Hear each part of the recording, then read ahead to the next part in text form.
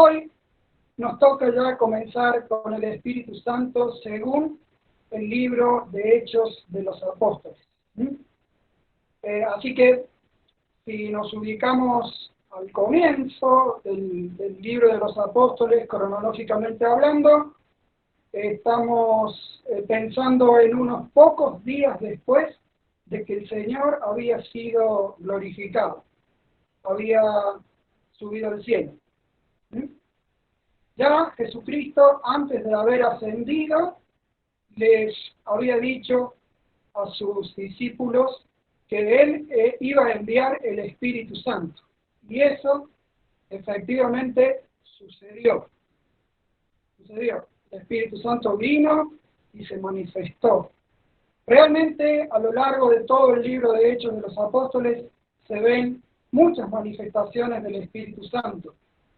Pero en esta noche yo quiero que veamos dos manifestaciones muy especiales que Él tuvo. La primera de ellas es, la primera de las manifestaciones. Lo hizo en la importante fiesta judía de Pentecostés. Ahí se manifestó a los judíos de un modo muy particular. Y un tiempito después se volvió a manifestar de una manera idéntica. Fue a los no judíos. Bueno, yo quiero en esta noche que veamos esas dos manifestaciones del Espíritu Santo. ¿Cómo fueron? ¿Qué sucedió? ¿Y qué hizo el Espíritu en esas dos ocasiones? Hizo cosas muy importantes. Puso en evidencia verdades sumamente gloriosas. Y quiero ir adelantándoles, queridos. Son verdades de las que hemos escuchado no demasiado. No estamos muy familiarizados con estas dos cosas que puso en evidencia el Espíritu Santo en esas dos manifestaciones. Así que, bueno, los invito a ver estas dos cosas. Sin embargo, antes de ver esas dos manifestaciones, quiero que veamos un primer punto que he titulado el trasfondo profético de su primera manifestación. Para entender la primera manifestación del Espíritu Santo en Hechos de los Apóstoles, tenemos que ver el telón de fondo que había para ella, para esa manifestación. Ese telón de fondo eran dos profecías acerca del Espíritu que estaban en el Antiguo Testamento. De hecho, nosotros ya las hemos visto en el segundo encuentro de este estudio. Ya las hemos visto. De todos modos, hoy las vamos a volver a ver. Estas dos profecías, quiero que ustedes entiendan, queridos, que estaban muy bien fijadas, eran muy conocidas para los judíos de la época de Jesús y de los apóstoles, para los judíos de esta época. Y ellos esperaban ansiosamente que esas profecías se cumplieran. Bueno, vamos a ir con la primera entonces de esas profecías. Se trata de la profecía sobre el reino, el rey y el Espíritu Santo. Dicen estos textos de Isaías: se extenderán su soberanía y su paz, y no tendrán fin. Gobernará sobre el trono de David y sobre su reino, para establecerlo y sostenerlo con justicia y rectitud desde ahora y para siempre.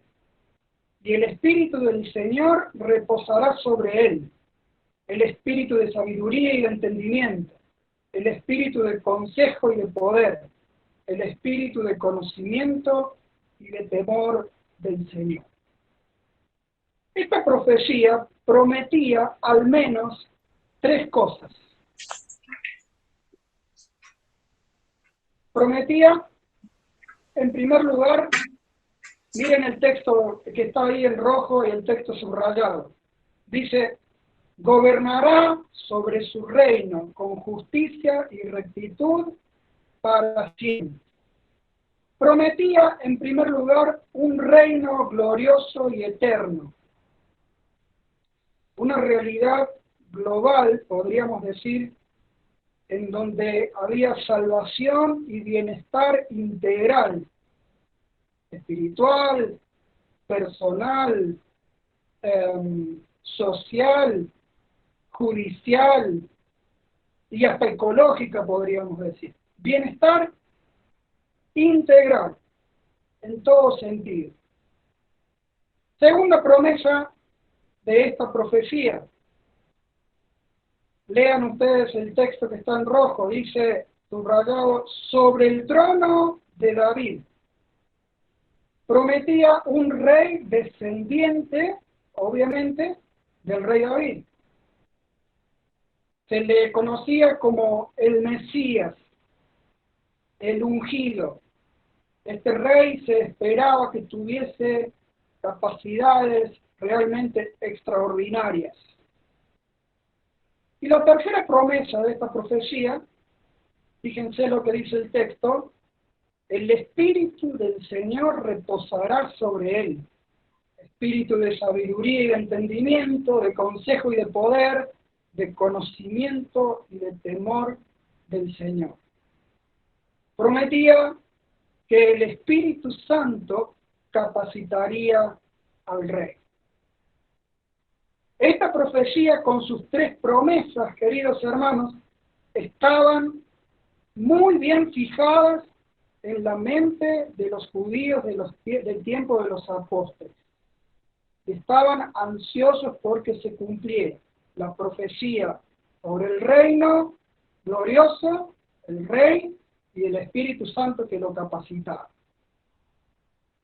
Bien, esta es la primera que tenemos que tener en cuenta para entender bien la primera manifestación del Espíritu. Ahora vamos con la segunda profecía que tenemos que conocer. Es la profecía sobre la obra del Espíritu Santo en el reino del Mesías. Repito, la profecía sobre lo que haría el Espíritu Santo durante el reino del Mesías. Dicen estos pasajes del Antiguo Testamento, pondré mi espíritu en ustedes para que sigan mis decretos.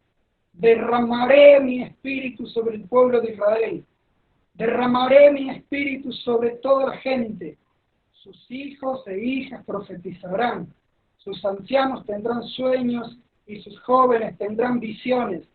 En esos días derramaré mi espíritu aún sobre los sirvientes, hombres y mujeres por igual. Esta profecía también tenía 3 promesas. Dice el texto subrayado, derramaré mi espíritu sobre el pueblo, derramaré mi espíritu sobre toda la gente, sus hijos e hijas, sus ancianos, los sirvientes, hombres y mujeres.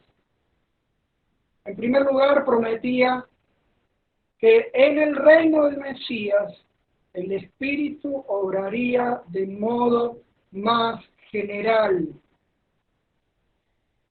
No iba a obrar solamente en el rey, el descendiente de David, ni tampoco iba a obrar por ahí en algún profeta aislado, exclusivamente. No. En el reino del Mesías estaba prometido que el Espíritu Santo obrara en gente común y corriente, en gente de todo tipo. La segunda promesa dice, ese texto dice, pondré mi espíritu en ustedes. O sea que prometía que en el reino del Mesías el Espíritu obraría desde el interior, Ya no sería como en la antigüedad una obra superficial y pasajera, sino que el Espíritu habitaría en el corazón de las personas y para siempre. Por último, dicen estas profecías, para que sigan mis decretos, profetizarán, tendrán sueños, tendrán visiones. ¿Mm? Prometía entonces que en el reino del Mesías el Espíritu obraría de un modo más pleno. Todas las personas de todo tipo que iban a tener el Espíritu Santo morando en su corazón, en su interior, iban a tener poder para obedecer, disponible ese poder para obedecer genuinamente a Dios, de todo corazón. Y aparte, también iban a ser usados por Dios como siervos. Por ejemplo, iban a ser usados como sus mensajeros. ¿Mm? Así que esas tres promesas estaban en esta segunda profecía. Que el Espíritu en el reino obraría de un modo más general, desde el interior y de un modo más pleno, más pleno. Esta profecía también estaba en la mente de los judíos muy bien fijada y esperaban con muchas ansias que se cumpliera.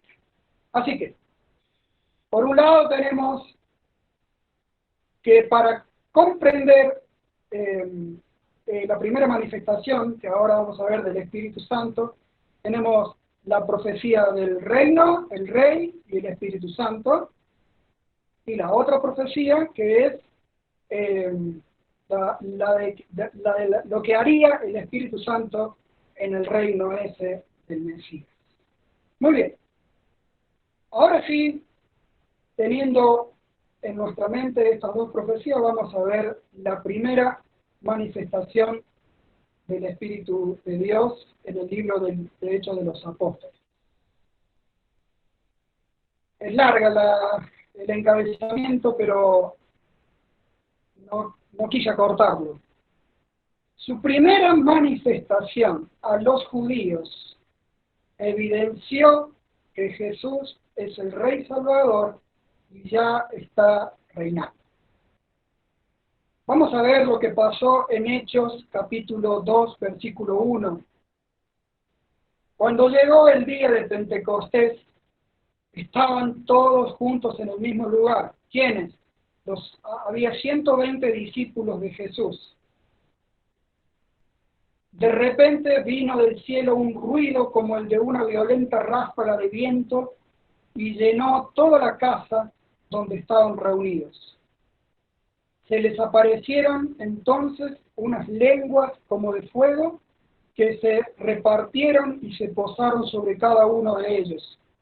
Todos fueron llenos del Espíritu Santo y comenzaron a hablar en diferentes lenguas, idiomas, según el Espíritu les concedía expresarse. Estaban de visita en Jerusalén para esa fiesta de Pentecostés judíos piadosos procedentes de todas las naciones de la tierra, de un montón de naciones. Al oír aquel bullicio se agolparon y quedaron todos pasmados, porque cada uno los escuchaba hablar en su propio idioma. Desconcertados y maravillados decían, ¿no son galileos todos estos que están hablando?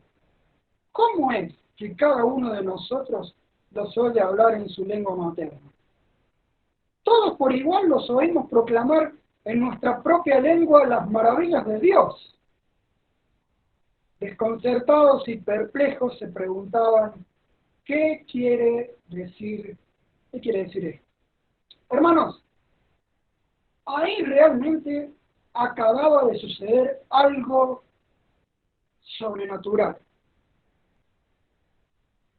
120 galileos sin estudios comenzaron a hablar en idiomas que nunca antes habían aprendido. Es como si yo en este momento comenzara a dar un testimonio o a predicar, no sé, en chino mandarín. Y vos, que si estuviese acá al lado mío, te pusieras también, harías lo mismo, o hiciese lo mismo en, no sé, en coreano. Y otro hiciese lo mismo en ruso y otro así. Era realmente sobrenatural. Nunca habían aprendido esos idiomas. ¿Cómo piensan ustedes que reaccionaron esos cientos de judíos que se reunieron alrededor ahí para ver ese espectáculo? Bueno, el texto lo dice que estaban desconcertados y maravillados, estaban perplejos. Y quiero que veamos, mis queridos hermanos, dos preguntas que ellos se hacen. Miren la primera pregunta. ¿Cómo es que cada uno de nosotros los oye hablar en su lengua materna? O sea, lo que ellos están preguntando es, ¿cómo pueden hablar en lenguas que ignoran? Esa fue la primera pregunta que hicieron los judíos que estaban ahí. No los 120, sino los que se acercaron, los que estaban para la fiesta. Y la segunda pregunta que se hace esa multitud es, ¿qué quiere decir esto? O sea, ¿qué significa esto? El hecho de que puedan hablar así en lenguas que no conocen. Bueno, entonces Pedro se pone de pie y va a responder a estas dos preguntas. Vamos a ver cómo responde Pedro a la primera de ellas. Respuesta a la pregunta, ¿cómo pueden hablar en lenguas que ignoran? Fíjense lo que respondió el apóstol. Entonces Pedro con los 11 se puso de pie y dijo a voz en cuello, compatriotas judíos y todos ustedes que están en Jerusalén, déjenme explicarles lo que sucede aquí. Yo les voy a explicar. En realidad, lo que pasa aquí es lo que anunció el profeta Joel. Sucederá, ahí él recita el profeta Joel, sucederá en los últimos días, dice Dios, derramaré mi espíritu sobre todo el género humano. Los hijos y las hijas de ustedes profetizarán, tendrán visiones, los jóvenes y sueños, tendrán visiones los jóvenes y sueños los ancianos. En esos días derramaré mi espíritu aún sobre mis siervos y mis siervas y profetizarán. ¿Qué les está diciendo aquí? ¿Cómo está respondiendo el apóstol Pedro a la primera pregunta que hizo la multitud? Él está respondiendo de esta forma. Aquí lo que pasa es que ha empezado a cumplirse la profecía acerca de la obra del Espíritu Santo en el reino. La profecía que ya vimos recién, hermanos.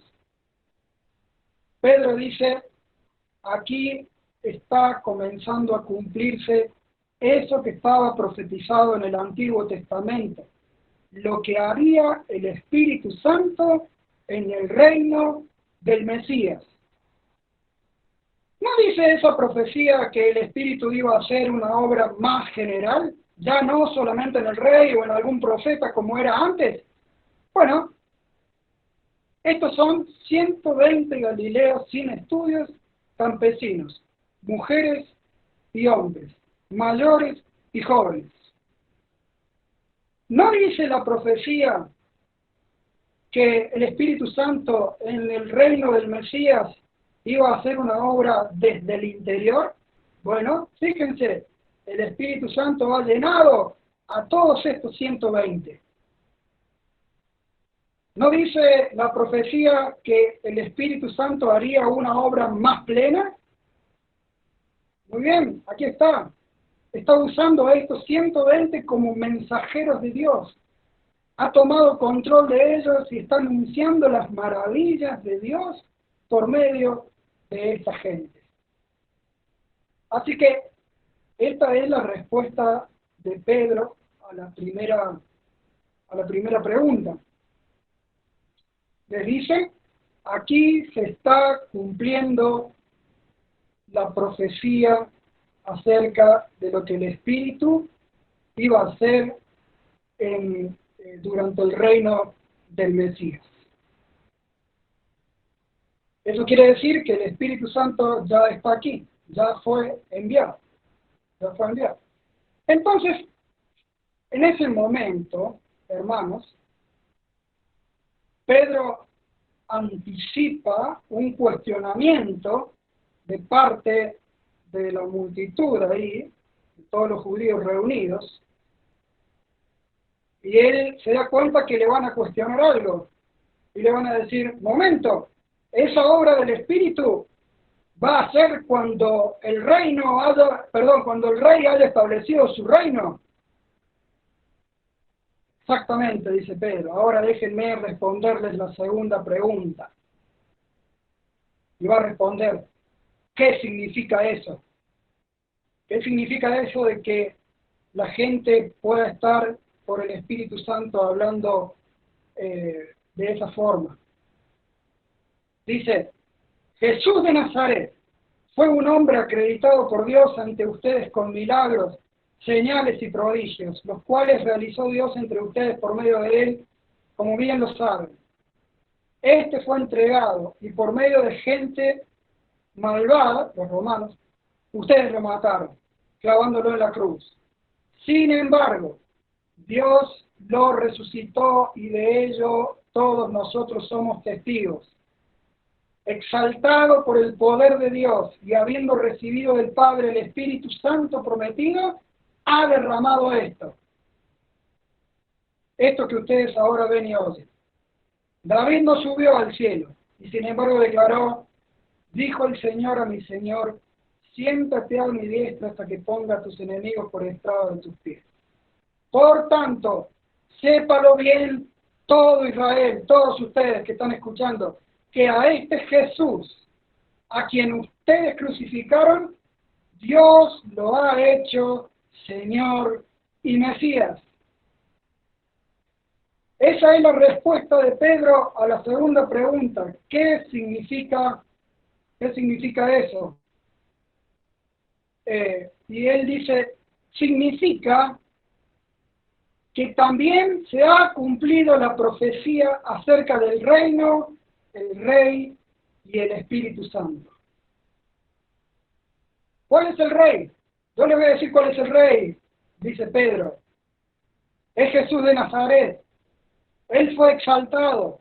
A él se le dijo, siéntate a mi diestra. Y Dios lo ha hecho a él Señor y Mesías. Todas esas frases quieren decir, Jesús de Nazaret es el Rey. La profecía decía que el Espíritu lo capacitaría. En efecto, el Espíritu ungió a Jesús de Nazaret en su bautismo y luego anduvo todo el tiempo en el poder del Espíritu Santo. Lo manifiestan y lo muestran los milagros y los portentos que hizo, los prodigios que hizo. Y en tercer lugar, la profecía hablaba de un reino glorioso. Yo quiero decirles ahora que ese reino ya fue inaugurado.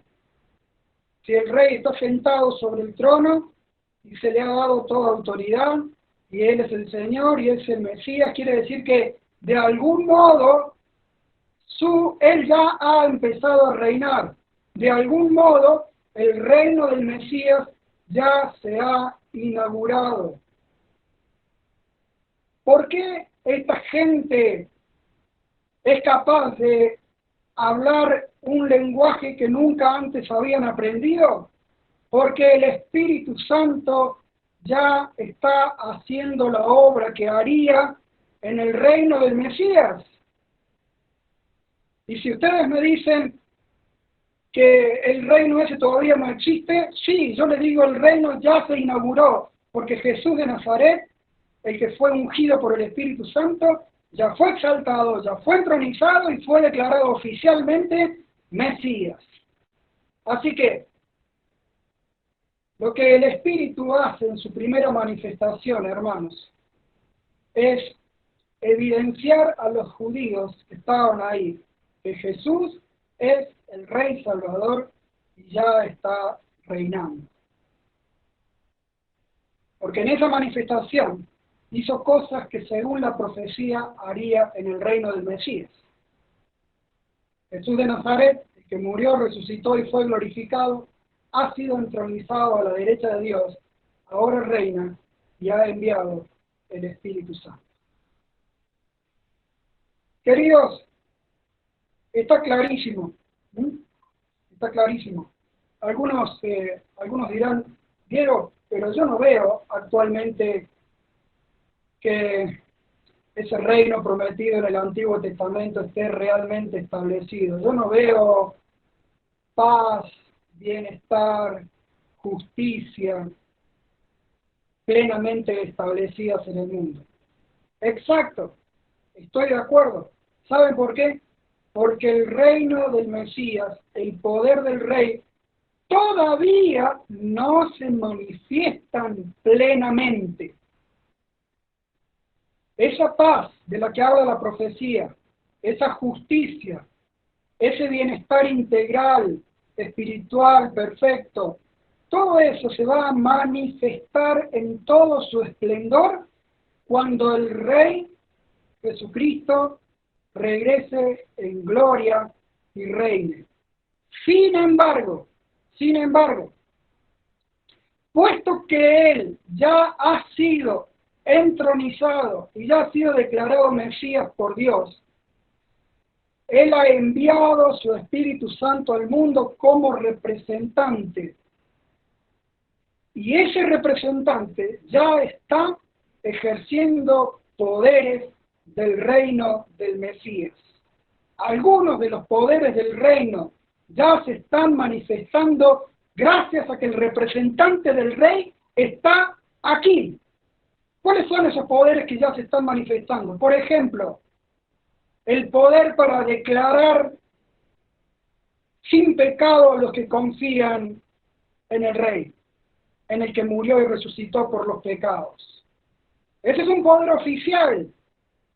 Poder para declarar justificado al que se arrepiente y confía. También se está manifestando por el Espíritu Santo el poder para transformar vidas desde el interior hasta la conducta. Se está manifestando también el gozo propio del Espíritu Santo. También se está manifestando la autoridad sobre los demonios, la victoria sobre Satanás y también algunas sanidades de algunos enfermos. Hoy en día, es verdad, el reino, mis queridos hermanos, no se está manifestando plenamente, pero Cristo ya está entronizado, ya ha sido declarado Mesías, ha enviado a su representante el Espíritu Santo y este ya está manifestando muchos de los poderes del reino. Mis queridos, nosotros como iglesia tenemos a nuestra disposición, cuando permanecemos en la fe, los poderes del reino de Cristo Jesús, los poderes que hace posible su representante, que nos comunica a Él. Necesitamos poder para cambiar un vicio, para cambiar un aspecto de nuestra vida. Es el poder del Espíritu Santo. En Él lo tenemos cuando permanecemos en la fe. Necesitamos poder para enfrentar la lucha espiritual contra los Satanás. En el Espíritu Santo, en el nombre de Jesucristo, tenemos poder para enfrentar a los enemigos y lograr absolutamente la victoria. Podemos clamar por el poder del Espíritu Santo y obtener muchas cosas, porque Él ya está obrando cosas del reino del Mesías. Esto es maravilloso, mis queridos hermanos. En la primera manifestación del Espíritu Santo a los judíos, el Espíritu evidenció que Jesús es el Rey Salvador y ya está reinando. Tenemos que vivir, mis queridos hermanos, a la luz de que Cristo está realmente reinando y tenemos con nosotros a su representante oficial. Vivamos en la fe de esta verdad. Vivamos en la fe de esta verdad. Esta exhortación me la estoy dando primero a mí mismo, hermanos. Porque, como les decía jueves anteriores, tengo que aprender a confiar en esto que estoy aprendiendo del Espíritu de gloria. Te animo a que vos también estés aprendiendo esto. Vamos con la otra manifestación del Espíritu Santo que dije que sucedió un tiempito después, tal vez algunos meses, no sé si algunos años, pero un tiempito después. Pero no fue una manifestación nuevamente de los judíos, aunque sí había judíos ahí. Se trató de una manifestación en los no judíos y evidenció que ellos también son parte del pueblo del reino por la fe. Vamos a Hechos capítulo 10. Pedro está narrando esto acerca de Pedro. Mientras Pedro estaba todavía hablando, predicando el Evangelio, el Espíritu Santo descendió sobre todos los que escuchaban el mensaje. ¿Quiénes eran? Eran Cornelio y todos los allegados que él había invitado para escuchar a Pedro. Los defensores de la circuncisión, es decir, los judíos radicales, que también acababan de convertirse a Cristo, pero seguían siendo judíos muy puntillosos, que habían llegado con Pedro, se quedaron asombrados de que el don del Espíritu Santo se hubiera derramado también sobre los no judíos, pues los oían, escuchen eso, porque los oían hablar en lenguas y alabar a Dios. Entonces Pedro respondió, ¿acaso puede alguien negar el agua para que sean bautizados estos que han recibido el Espíritu Santo lo mismo que nosotros? ¿Puede alguien impedir que se manifieste que ellos han sido incorporados al pueblo del Rey? No, nadie puede. Bueno, a ver, tenemos que entender una cosa. Para entender estos pasajes, esta segunda manifestación que estamos viendo sobre el Espíritu Santo. Durante siglos, los judíos habían pensado que solamente ellos iban a formar parte del pueblo del Rey, que solamente ellos iban a heredar, el reino glorioso del Mesías. Si los no judíos querían llegar a ser parte, pues tenían que hacerse judíos con todas las letras. Por supuesto no iban a poder cambiar su sangre, pero si querían hacerse judíos y ser parte del pueblo del Mesías, que iba a llegar según sus esperanzas, ellos tenían que convertirse a la ley de Moisés, tenían que estudiarla, tenían que circuncidarse, tenían que guardar el sábado, comer solamente alimentos permitidos, asistir a las fiestas generales de los judíos y otras tantas cosas que estaban en la ley, pero esas eran las básicas, las fundamentales. Así que esto es lo que habían pensado los judíos por años, solamente ellos iban a ser parte del pueblo del Mesías.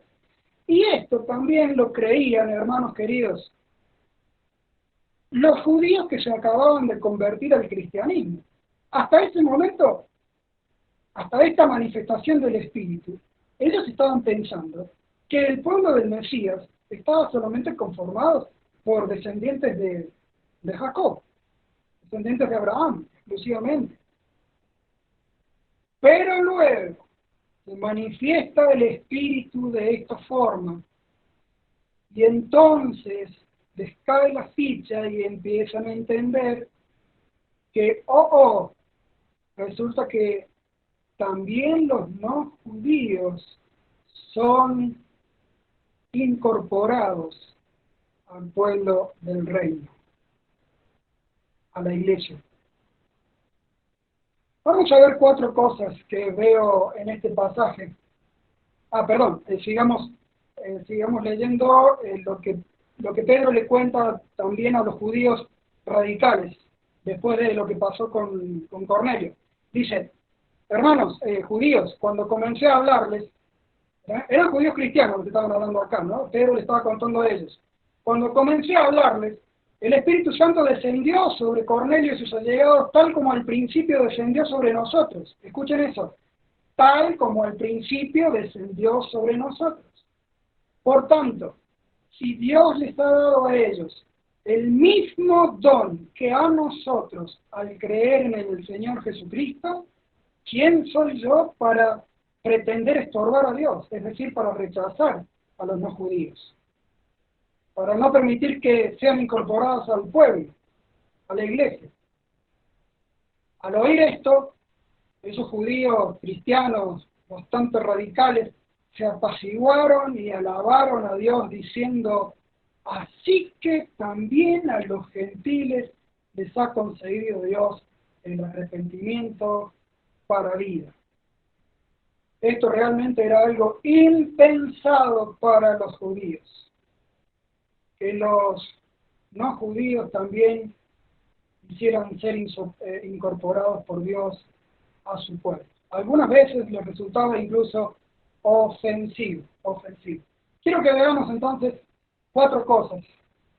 La primera, la manifestación del Espíritu, en este caso, fue igual a la de Pentecostés. El Espíritu Santo desciende, empiezan a hablar en otros idiomas y alaban al Señor. Así que fue realmente la misma manifestación. Segundo, el hecho de que fuese la misma manifestación convenció a los judíos cristianos de que Dios acepta en su pueblo también a los no judíos. Fíjense el texto subrayado, dice, así que también a los gentiles les ha concedido Dios el arrepentimiento para vida. Ellos ahí entienden, o mejor dicho, empiezan a entender, porque les costó bastante entender que esto, ¿no? Que Dios acepta también en su pueblo a los no judíos. Si ellos han recibido el mismo don del Espíritu Santo que recibieron los judíos, lo han recibido del mismo modo, bueno, entonces quiere decir que pertenecen al mismo pueblo. Y empiezan a entenderlo. Tercero, este texto deja claro que Dios acepta a todos por la fe en Cristo como Salvador. Ahí está clarito en el texto, dice, si Dios les ha dado a ellos el mismo don que a nosotros al creer en el Señor Jesucristo. Todos son recibidos en el pueblo del Mesías, en la iglesia, si se arrepienten de sus pecados y confían en Jesucristo como Salvador. Los judíos, en primer lugar, ellos no iban a ser aceptados en el pueblo, o no habían sido aceptados estos cristianos judíos por haber cumplido la ley, por haberse circuncidado, o por haber guardado los sábados, o por haber celebrado la fiesta. No. Ellos no habían sido incorporados por eso. Habían sido incorporados al pueblo del Mesías cuando Pedro predicó y ellos se arrepintieron y creyeron. Ahí comenzaron a formar parte de la iglesia. Y a los gentiles, a los no judíos, lo mismo. Sobre la misma base, de la misma manera, Dios los incorpora a su pueblo. Cuando se arrepienten de sus pecados, confían en Jesucristo al escuchar el Evangelio. Y se deja claro en todo el libro de Hechos que no es necesario que los no judíos empiecen a guardar las ceremonias externas de los judíos. A nadie se le tiene que ocurrir ponerle condiciones de este tipo a los no judíos para ser aceptados en la iglesia. Esto produjo bastantes problemas en algunos casos porque algunos del partido radical, del partido radical de los judíos, de los extremistas, vamos a decir, no querían aceptar a los creyentes no judíos si no cumplían las ceremonias externas del libro de Moisés.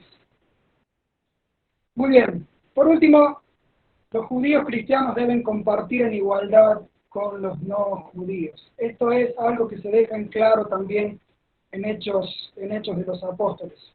Si Dios los ha aceptado a ambos en su pueblo, y del mismo modo, entre ellos no se tienen que rechazar. Por el contrario, se pueden reunir juntos, pueden comer juntos, pueden servir juntos a Dios, pueden hacer ministerios juntos. Así que, mis queridos, estas dos manifestaciones del Espíritu Santo, esta última que acabamos de ver, la manifestación en los no judíos, puso en evidencia que ellos también son parte del pueblo del reino por la fe. ¿Y saben qué otra cosa puso en evidencia? En realidad es lo mismo. Puso en evidencia que Dios está queriendo formar un pueblo de todas las naciones del mundo. Puso en evidencia que de todas las tribus, de todas las etnias, de todas las naciones bajo el cielo, el Señor, el Mesías, quiere conformar un pueblo. Y un pueblo que se lleve bien. Un pueblo que alabe a Dios junto. Un pueblo que vive en armonía. Un pueblo que por sus buenas relaciones pueda manifestar al mundo que el Espíritu Santo, por la autoridad del Mesías, realmente transforma vidas. Realmente transforma vidas. Esto es lo que estaba queriendo el Espíritu Santo cuando se manifestó de esta forma. Quiero incluir también a los que no son judíos. Quiero hacer un pueblo para mí que sea multiétnico. Y quiero que este pueblo se lleve bien, aunque sean muy diferentes y aunque tengan culturas muy diferentes. Quiero que se relacionen de manera armoniosa, porque así se hace manifiesto que realmente Cristo está reinando y ha enviado a su representante, el Espíritu, y Él transforma vidas. Estas dos manifestaciones, hermanos, que acabamos de ver, la que hizo en el día de Pentecostés el Espíritu Santo, la que hizo tiempo después, son sumamente importantes para nuestra comprensión y para nuestra práctica. La primera nos lleva, como dijimos, a pensar que el Cristo, Jesús de Nazaret, ya es el Rey y Él ha iniciado de algún modo su reino y su Espíritu está obrando como representante en este momento. Y la segunda manifestación nos dice que evidenció que ellos también son parte, los no judíos son parte del pueblo de Dios por la fe. Muy bien. Hacemos un repaso. El Espíritu Santo en Hechos de los Apóstoles, parte 1. Vimos el trasfondo profético de su primera manifestación, las dos profecías. Vimos que su primera manifestación a los judíos evidenció que Jesús es el Rey Salvador y ya está reinando. Y su manifestación en los no judíos, a Cornelio y a sus allegados, evidenció que ellos también son parte del pueblo del reino por la fe. Que el Señor nos bendiga mucho y vivamos en la fe para poder vivir estas cosas. Ahí estoy viendo que Alejandra o Laura pregunta, ¿qué quiere decir los últimos tiempos? Bien, los últimos tiempos, en las palabras de Pedro, entiendo yo, quiere decir los tiempos que comenzaron con la primera venida de Cristo. Desde ese momento en que Cristo fue ascendido a los cielos, fue entronizado y se inauguró su reino, ya comenzaron a cursar los últimos tiempos. Estamos como en un periodo de transición, hermanos. Desde que Cristo murió y fue exaltado hasta que Cristo regrese en gloria, estamos en un periodo en que el reino se manifiesta, ya fue inaugurado y se manifiesta parcialmente, pero no absolutamente. Cuando venga Cristo, se manifestará en todo su esplendor. Entiendo que Pedro llama los postreros tiempos a estos tiempos en que el Espíritu ya está manifestando poderes del reino. Ya está manifestando poderes del reino. Obviamente que a medida que va pasando el tiempo, los tiempos que se van haciendo más últimos, ¿no? Los últimos días. De hecho, Juan en sus cartas decía que estamos en los últimos días. Así que fíjense si han durado bastante los últimos días. Duran mucho los últimos tiempos, pero estamos en ellos. Estamos en ellos. Y las señales que van apareciendo también nos hablan de que ya estamos muy cerca de los últimos días. Bueno, espero haber podido responder esa preguntita. Bueno, mis queridos, podemos tener una oración pastoral, si está Carlos por ahí.